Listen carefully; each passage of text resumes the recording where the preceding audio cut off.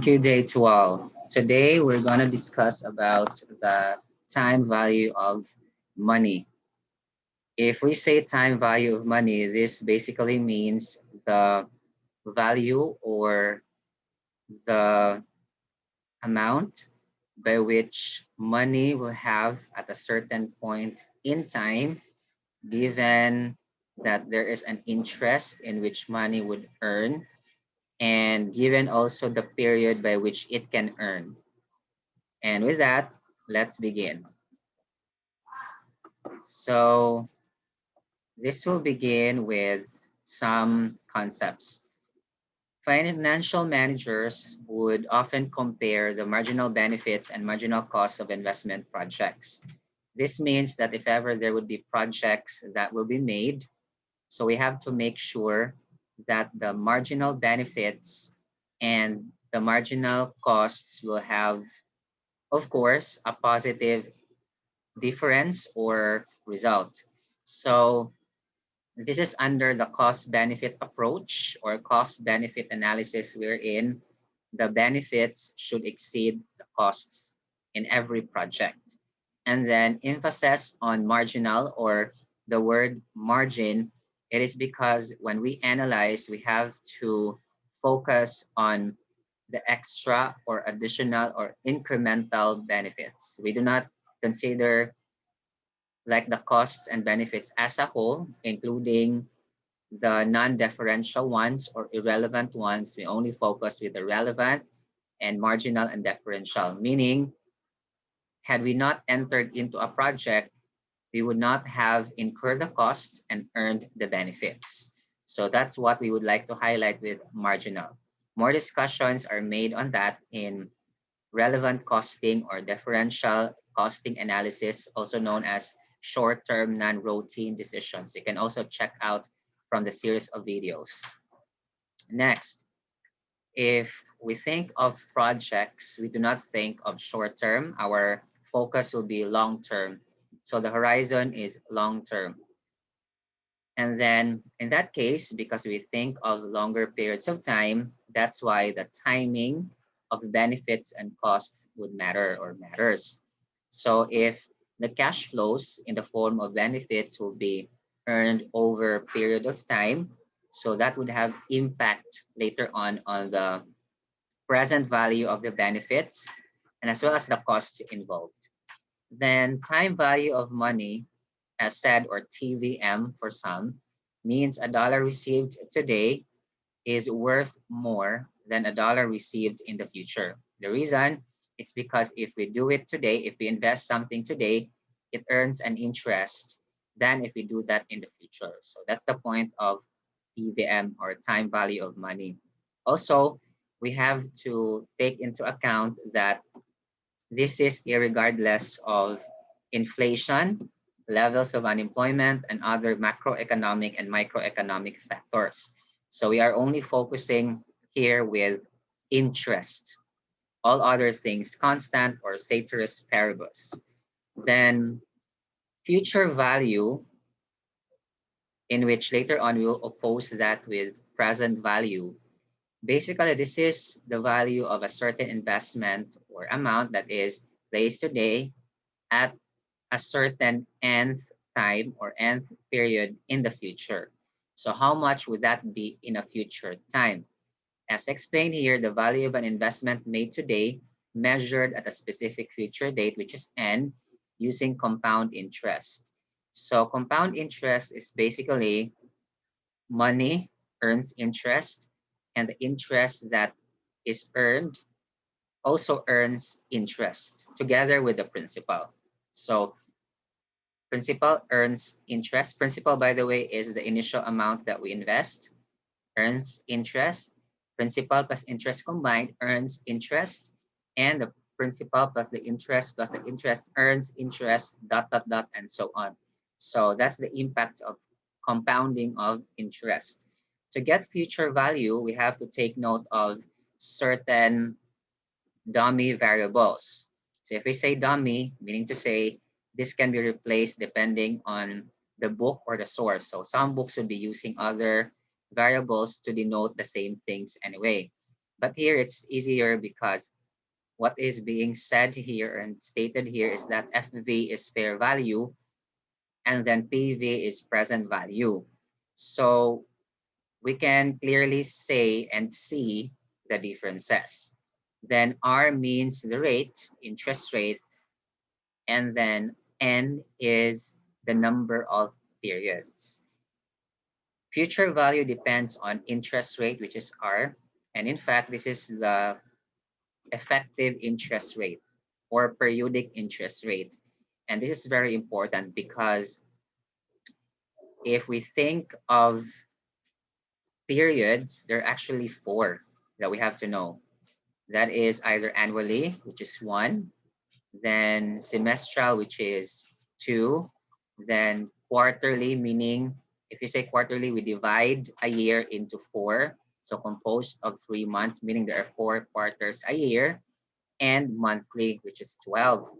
And so if that's the case, we have to divide the effective interest rate that is actually given, and then we divide that by 1 if annually, we divide that by 12 if monthly, we divide that by 4 if quarterly, and 2 if semi-annually. So for those who are already able to finish mathematics of investment, you know these things. And then N is the number of periods.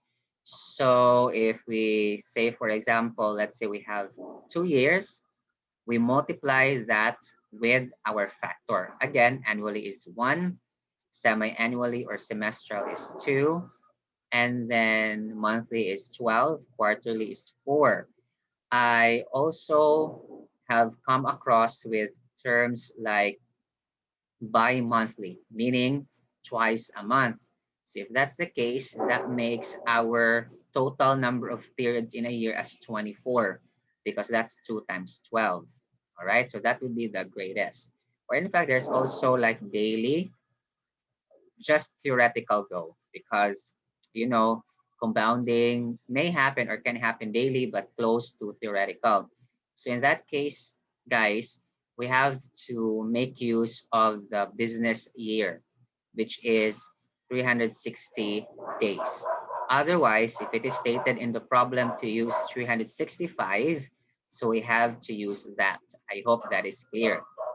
So to continue, again, interest rate would be the effective interest rate. And then if that is with respect to the period, so we have to divide that. And the number of periods is n times the number of periods in a given year. Then compounding interval.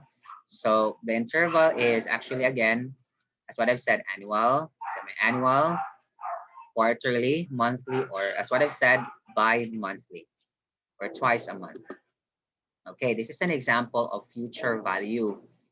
If we are going to look at it, so we would like to know how much is the value of $200 given 7% interest and then at the end of 4 years. But to analyze further, we can check how much is the value of that at the end of every year. So if this is $200, we multiply that with 7%, that is $14. And should we add that to the principal, that makes that $214. And $214, so this is the value at end of year one. And then should we multiply that with 7%? So interest is also earned in the process. You can get your calculators just to check that one. So I used the calculators. That makes it 14.98 interest earned in year two. Should we add that to the balance from end of year one, that is 214? So that makes it 228.98. And we continue our analysis then. Then if we continue our analysis, so this amount here would also earn further on 228.98 times 0.07 interest and then added to the balance in that second year. So that makes it $245.01. And we repeat the process to get $262.16. So this amount is the future value of $200 at time zero at the end of the fourth year or at the end of year four. And we can verify that by this analysis. This is the long cut. To explain, so compound interest is interest earned both on the principal amount and on the interest earned in previous periods. As what I've said, in compounding of interest or compound interest, interest is earned on the principal, and the principal and interest earns further interest as time passes by. So that's why for investments, it is wise to invest at early times because of this particular law of compounding of interest. Okay, although we can actually make some shortcuts if you would like to, based on the formula that we have introduced a while ago. So we can do that analysis later on. This particular portion here shows the long cut that I have discussed or introduced a while ago. So as what we can see again, in year one, this was the balance, and we added more interest to get the balance, plus additional further interest later on, and as we go along the way. Again, this is the long cut. But then we can have the shortcut. Can we just look back rather on our formula? Remember, this is our formula for future value. So we substitute our values then. Present value is 200, and then the rate is 0.07. So 1.07, and then that's to the power of 4 because we have 4 years, and then the compounding is annual. So 0.07 over 1 is 0.07, and then 4 times 1 is 4. So we do that, and we get our factor. If you are using scientific calculators, of course, that's easy. You can just immediately substitute the amounts. Times 200,000, so we get 262,000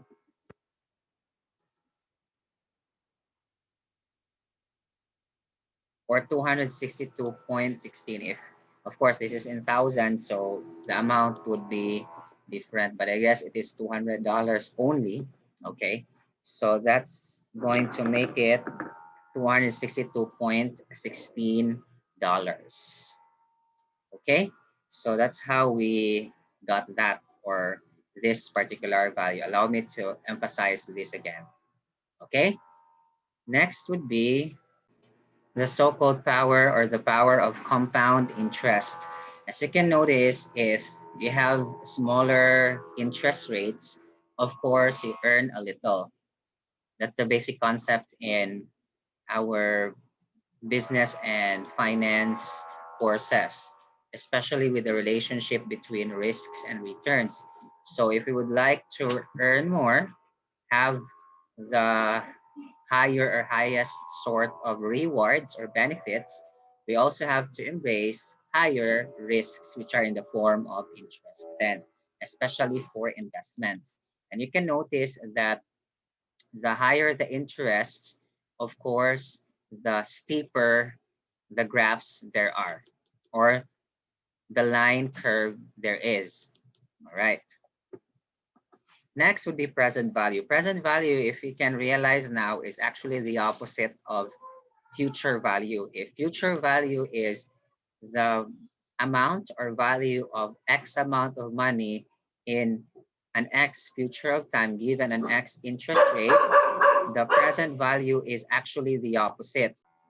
So present value is that given a certain amount of money in the future time, how much would that be at time zero? So that's the present value. The value today of the cash flow to be received at a specific date in the future assuming an opportunity to earn interest at a specified rate. So given a certain rate, given a certain number of periods at a future time, how much would be its value today? So that's why if you can notice, we just manipulated and we just transposed some quantities and amounts and values to be able to get the formula for present value. So that is future value sub n, meaning nth period of time, divided by the quantity of 1 plus the nominal rate or the effective interest rate, which would be equal if, of course, what is given is just the nominal. So we assume it is also the effective. Or let's just say the effective interest rate, and that's periodic because we have to divide that by our period. And then n, which is the total number of periods. Okay, so here is our analysis for example, if we have $200 at end of year 4 as future value, how much should we invest at time 0 in order for us to get that amount with a given interest rate of 7%?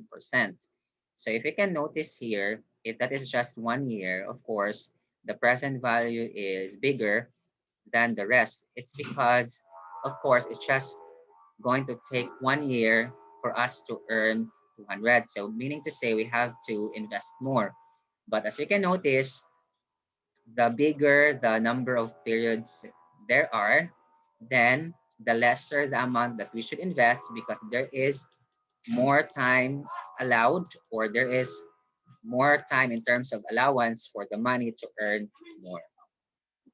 So the discounting is the process of calculating present values. The discounting is basically that is the amount by which or that is going to be the difference of our future value and present value. That's the discount. And you can notice that the amount that we will invest is lower than its future value. So meaning we have received a discount then. Then this is the power of discounting. If you can notice, given this particular graph, present value of $1 here, 0 to 1.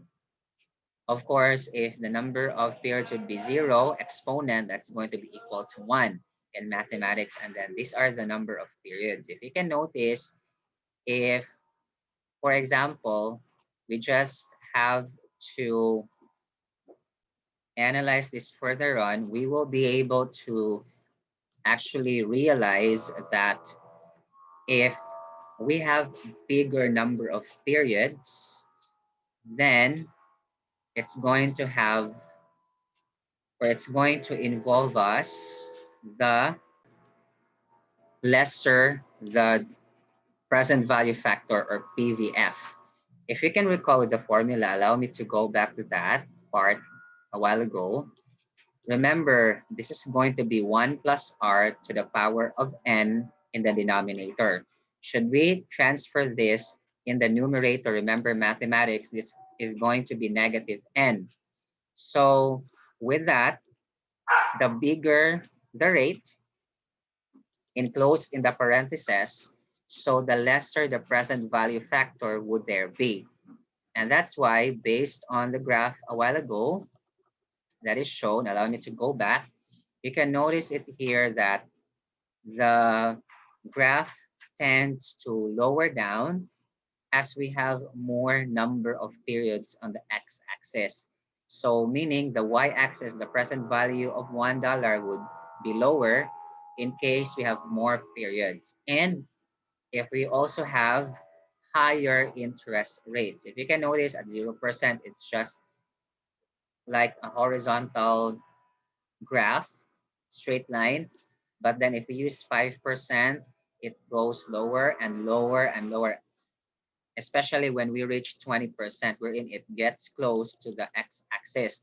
It's because, again, the higher the interest rate, the larger the number of periods, the lesser the present value factor there would be. And I hope that is clear. That's the lesson here in the power of discounting. Then what about for future value, especially for certain cash flow streams? Now, a while ago, we have discussed the present value and future value if we think of one-time payment or collection especially for investment. Of course, we think of the cash flow streams, which are inflows onto us if we think of investment in the future time. But then initially there would be payments. So that's why I used payments and collections interchangeably. I hope that is clear. Then, of course, if that's one time or lump sum investment or payment, then that's going to be the so-called, or that's going to involve only the present value and future value of one. So that's one-time payment or lump sum payment. I do hope I make myself clear. And then what about if there would be series of payments? So we call them cash flow streams. And take note that this might get somehow a little bit of challenging or might involve little challenges. It depends upon the mindset though, especially for those who are done again with previous accounting and finance subjects. You know these things already. It's just a review. So we call such as mixed streams and annuities. Mixed streams if we think of unequal cash flows, or in other words, the amounts of payments are not basically the same or equal. They reflect no particular pattern. But the common cash flow stream is called annuity, in which it is a stream of equal periodic cash flows, and we call such as installments. In real life, this is a much better reality in which we think or talk about. Comparing the two, again, annuity is more common. Then take note of this formula. This might get complicated, but if we get the concept right, this wouldn't be much difficult. So FV again is a future value. This is the sigma notation. If you are fond of this in mathematics, in which the sigma notation would indicate the sum. So the sum of n number of items and with certain time frame or period. CF stands for cash flow at certain point in time multiplied by 1 plus R, 1 plus the periodic interest rate, which is effective, and then N minus T, or the number of the periods, then minus the T, or the time. And we will realize this particular formula as we have the examples. Okay, so what if we think of ordinary annuity? If we say ordinary annuity, this means that the payments or collections would be equal, the series of installments would be equal, and then the first payment or collection will be done at the end of the first year. That is ordinary annuity. So if we think of $1,000 at the end of year one, how much should be its value at time zero, as well as the second year, third year, fourth year, and fifth year. So the sum of all present values of these amounts, $1,000 each at the end of each year combined, designated by the sigma notation, is basically the present value or total present value of these particular amounts. So to have the long cut, all we can do, or what we can do, is that we get the present value of each amount and we add them together. On the other hand, we can do the shortcut by using the respective formula a while ago. That's present value. Anyway, for future value, that's going to be getting the future value of each $1,000 installments or the periodic payments or series of payments, and should we total them, such would be equal to the future value. All right. So here is an example of future value of ordinary annuity. So $1,000 at the end of each year, we get the respective future value then. So using the formula FV equals PV multiplied by the quantity 1 plus R to the power of N. So for the first year, that would be 1,000 times 1 plus the rate 0.055. This is annual. If silent, we assume it is annual, by the way, to the power of 1. And then for the next year, to the power of 2, to the power of 3, 4, and 5, respectively. So we get the respective total of each, and that would be the total present value, if present value, in this case, future value, of course. You can also notice here that at the end of year 5, the amount is just 1,000. Why is that? Because this is the end already. And of course, it cannot earn interest anymore because there is no remaining period to consider or to begin with. That's just 0. If the power is 0, remember that's equal to 1. And any number multiplied to 1 equals the number. So that's why it is 1,000. And if we get the total, we get 5,581.08 10. All right. So the formula is future value equals the periodic payment of 1,000 times, this is the quantity. This is how we get the future value factor for an ordinary annuity, in which that's 1 plus R to the power of N.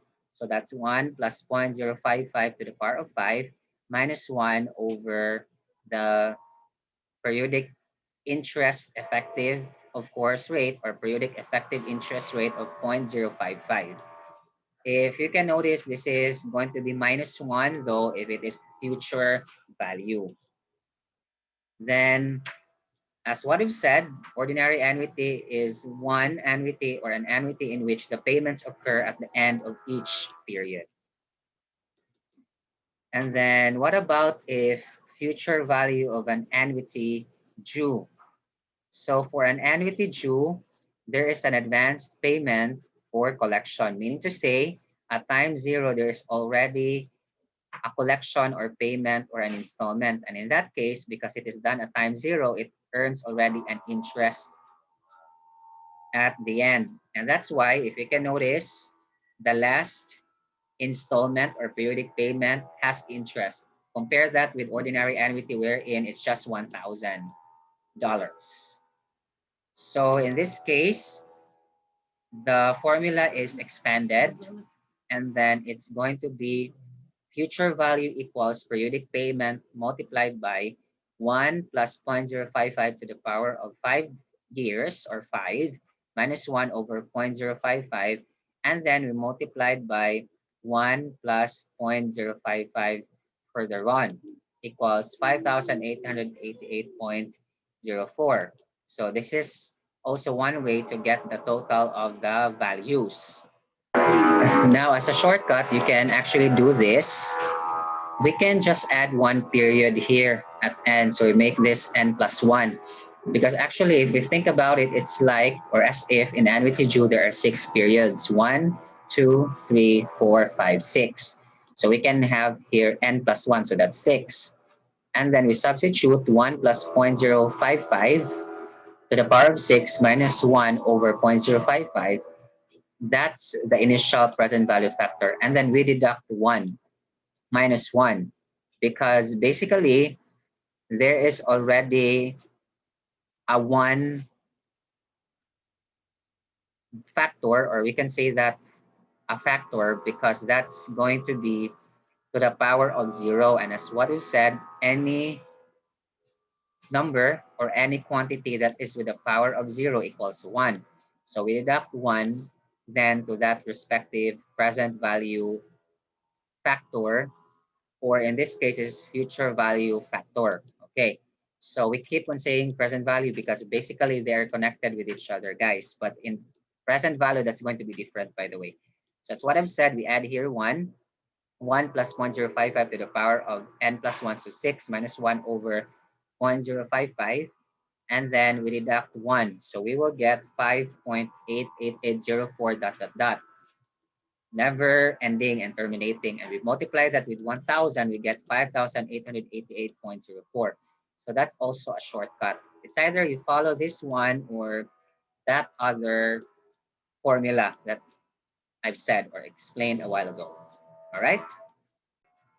Also, as promised, I will have to explain why there is an exponent here, the quantity n minus t. It is because if it is an ordinary annuity, remember the t is 1. So that's the end of the first year. If we substitute that here, example, this is the first year, 1 minus t, which is 1, first year is 0. And any quantity again or number with exponent 0 equals 1. So 1 times the cash flow for that specific year is equal to that amount, 1,000 for example. So that's the point of this particular formula then. And then if it is now like the second year, 2 minus 1, that's 1.